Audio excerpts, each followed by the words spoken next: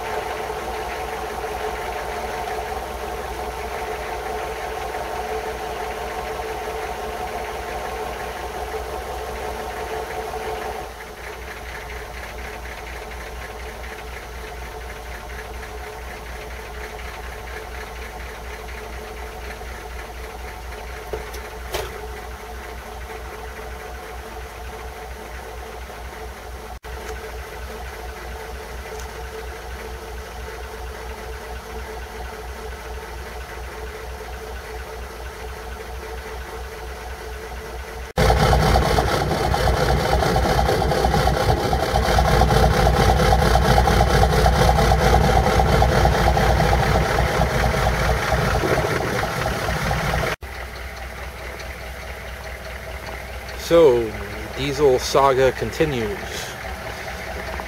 Well, as I said before, the injection pump is in, and still had a couple issues, been running pretty good.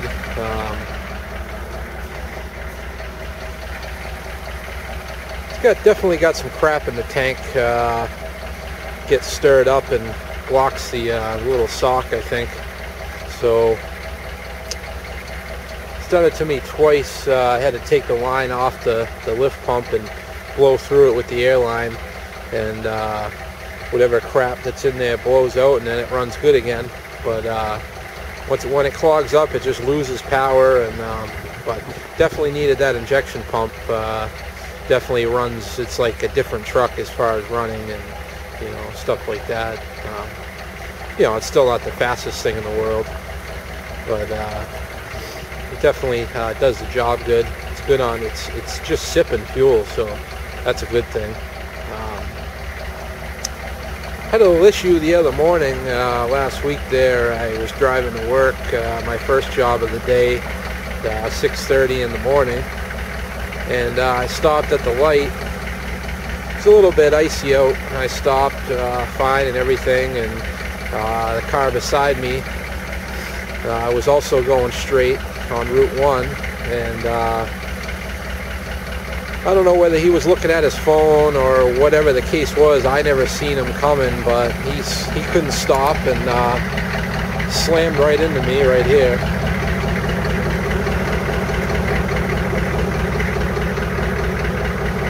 I think most of his damage came from hitting my wheel. I don't know, but just sort of bounced back off my fender. Cracked it up pretty good, but he was driving like an early 2000s Chevy Impala.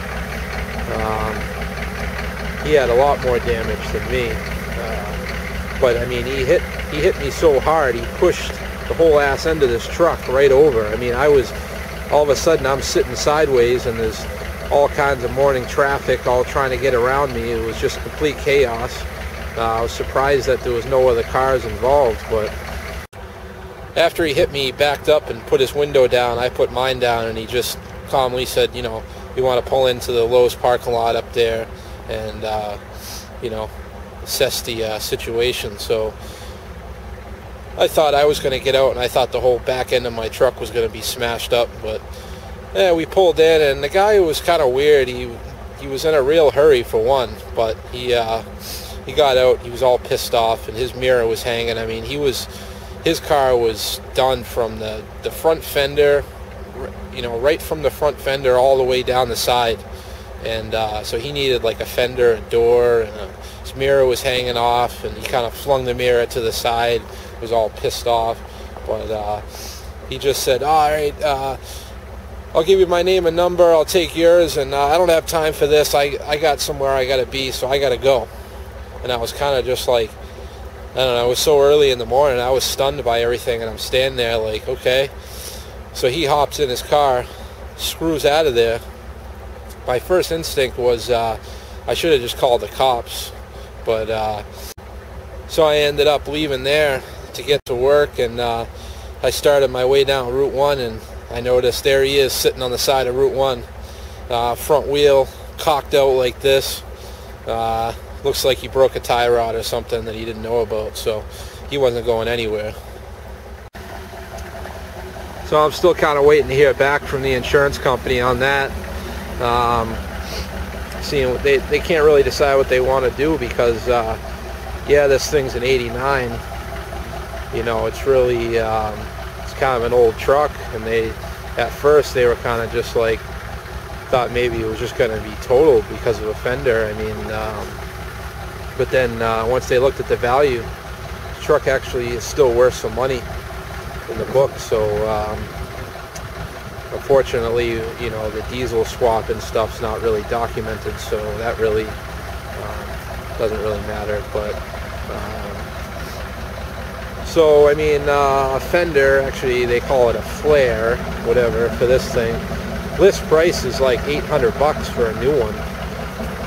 It's kind of hard to find these, you know, in good shape anyway, you know, as far as the used one goes. So I don't know, they're still trying to decide what they're going to do. They'll probably just end up giving me some money to fix it, and I'll probably just spray some flat black over it and keep on rolling. I mean, of course, if they total it out, in the condition it's in and stuff, I mean, actually the lowest value was like over $3,000, and high was like 6. So I mean, let's face it, $3,000, you can keep it. But just waiting to see on that. If I end up keeping it, once it gets a little warmer, I'm gonna drop the tank down and see what's in there, clean it out, put another tank in, I don't know, something. But